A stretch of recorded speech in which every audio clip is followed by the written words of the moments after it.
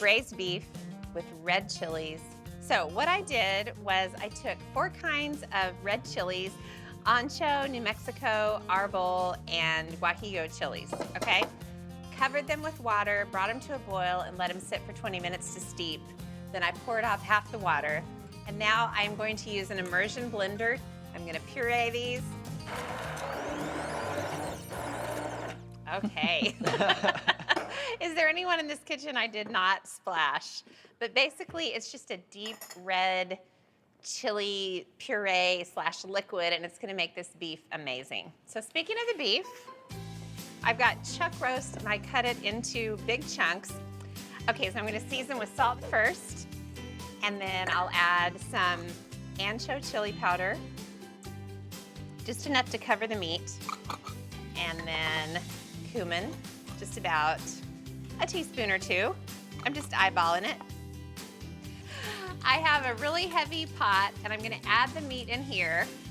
I just used vegetable oil, and I'm putting it seasoned side down, and that way I can season it on the other side when I put it into the pan. I think it's all gonna go in here. I'm just getting impatient. I'm just going in. You can brown it in batches, but who has time for that, right? No one. Not us. Okay. Now I'll season the other side real quick. Ancho powder, cumin, salt, pepper. Okay, I'm gonna brown the first side, and turn it over, and totally brown the second side. Here I go. All the meat is seasoned and browned and looking perfect. So now I've got some sliced onions, and I'll add those to the pan. And then I'm gonna squeeze in some tomato paste. It's my favorite thing to do these days. It's just fun. And then I want to scrape the tomato paste against the bottom of the pan just to loosen up all that yumminess and get that tomato paste, give it a chance to kind of start to fry. So I'm going to add some beef stock, a couple of cups, and it'll serve as part of the braising liquid. And then what do you think I'm going to add next? What's the sauce? Yes. Ooh. Now, when I boiled the chilies, I also threw in several cloves of peeled garlic. So it's kind of a garlic chili scenario. Look at this, you guys. There is no better color than that. So now this is a little unusual. I'm gonna add a couple of tablespoons of sugar. Oh. Just to kind of counteract all of this crazy, crazy flavor. And then the beef goes in. Ready? And you definitely want all of this going in too. So don't pick it up with tongs and put it in. You want all that to drip off of there. A couple of bay leaves for some extra flavor. Ooh. And then I just want to make sure the beef's all down in there.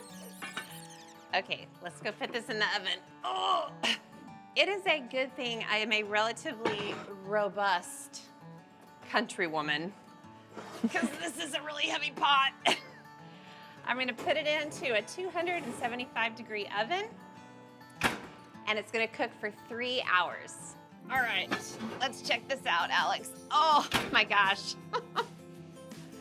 Okay, ready? Oh, baby. Oh, yeah. Ooh, gosh, I have great expectations for this dish. So I'm gonna grab 2 forks, and I wanna shred the meat. So it's kind of like falling apart, but look at this. This is when you know it's done. Look. Oh my gosh. That was one of those tough pieces of chuck roast. I kind of like to just half shred it so you get like chunks and it's not totally shredded. Okay. So I will demonstrate the first one.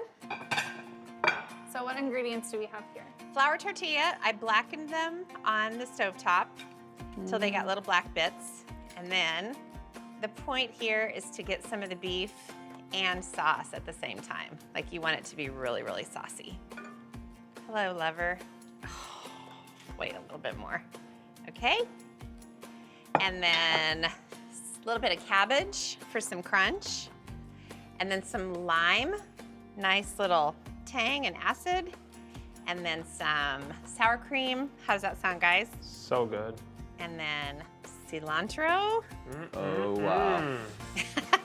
Try this. All I right. got you, Mauricio. Hurry, hurry. I didn't give that to Stuart because I like him more. I gave it to him because he looked the saddest. Oh my god. Wow. He says wow to Oh, I'm everything. excited. No, but like actually, wow. This Come time. around This here, is insane. Mauricio. All right, I'm coming. Oh, got a little on your lip. Good? You got some. Thank you. Cut. So good.